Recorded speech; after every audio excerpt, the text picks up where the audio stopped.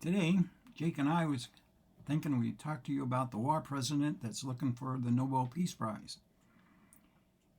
And we know the reason why he invaded Iran was to take the attention away from internal problems. We haven't heard much about Epstein in the last couple of days. We haven't heard much about the preliminaries going on in places like Texas, which happens today, by the way.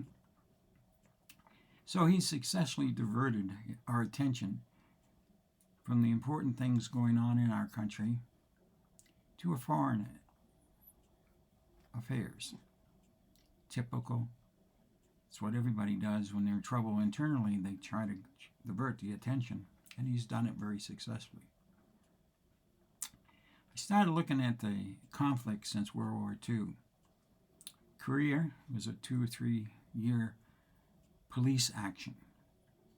Then Vietnam was a quagmire that lasted about 10 years. Then we got involved in Iraq on misinformation. And then we went after Al Qaeda in Afghanistan, and that was a 20-year adventure. And now we're looking at Iran. And I'm sure he was convinced that it was going to be an in and out, take about a week. I noticed he changed the length from time to time. It went from a few days to now we're talking about a few weeks. And it could be many months, if not years. He's depending on the Iranian people to revolt against the current government and military.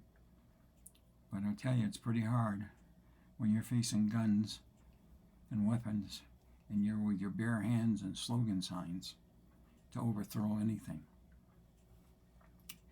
And Iran has teeth. Now, don't get me wrong. I think Iran government is the most hideous government going. Maybe only North Korea can equal it in terms of its violence to its own people. They shouldn't. So the steps, a lot of people are saying, oh, he's doing the right thing for the wrong reasons. I don't know. When you got the wrong reasons, it's the wrong reasons. And you can't justify the, quote, right thing. At any rate, I just thought I'd give you a few thoughts. When we said we start this podcast, we would talk about different topics. And unfortunately, as much as I try to avoid the war president, sometimes it's hard to do that. Anyway, hope you all have a safe day and enjoy the weekend. See you down the road. Hi, Jake. Time to go for a walk.